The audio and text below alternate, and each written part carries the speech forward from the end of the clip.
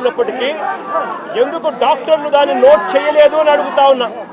అంటే కేవలం medico legal case అవుతుంది అని, కేవలం మెడికో లీగల్ కేసు అవుతుంది అని, మెడికో లీగల్ కేసు కాకుండా పోలీసులు డాక్టర్ను కూడా ఈధర్ బెదిరించినన్నా బెదిరించాలి, లేదా డాక్టర్ కూడా ప్రలోభాలకు లోనయ్యన్నా ఉండాలి.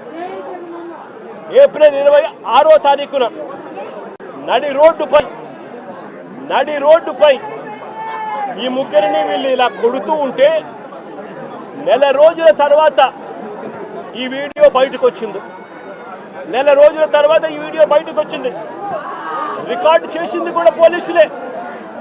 ఈ వీడియో రికార్డు చేసింది కూడా పోలీసులే.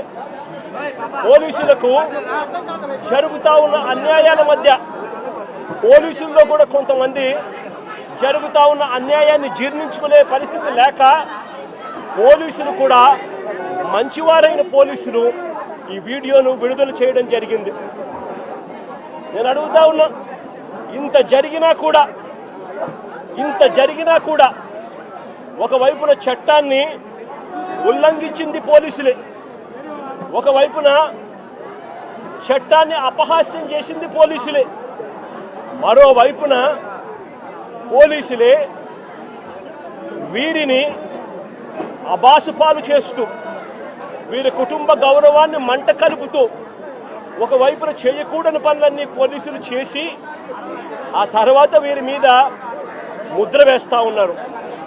వాళ్ళు చేసిన పనిని జస్టిఫై చేసుకునే దానికోసం ఈ పిల్లల మీద వీళ్ళు ముద్ర వేస్తూ ఉన్నారు. సంఘ విద్రోహ శక్తులుగా, నేరస్తులుగా, గంజాయి బ్యాచ్గా, రౌడీలుగా వీళ్ళ మీద బురద వేసే కార్యక్రమం చేస్తూ ఉన్నారు.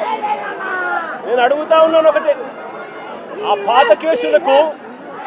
పాత కేసులకు దీనికి ఈ ఘటనకు ఏం సంబంధమో అని అడుగుతా ఉన్నా.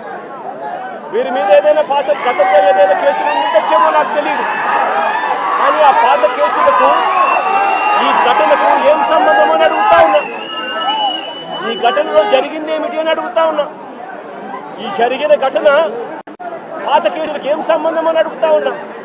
ఈ ఘటనలో ఏకంగా దౌర్జన్యంగా వాళ్ళ ఇళ్ళకి తీసుకొని పోయి, వాళ్ళ ఇళ్లలో నుంచి వాళ్ళని లాక్కొని వచ్చి, వాళ్ళని దారుణంగా కొట్టి, రోడ్డు మీద కూడా కొట్టి షేమింగ్ చేసి వాళ్ళని ఇంత దారుణంగా చేస్తూ ఉన్నారు.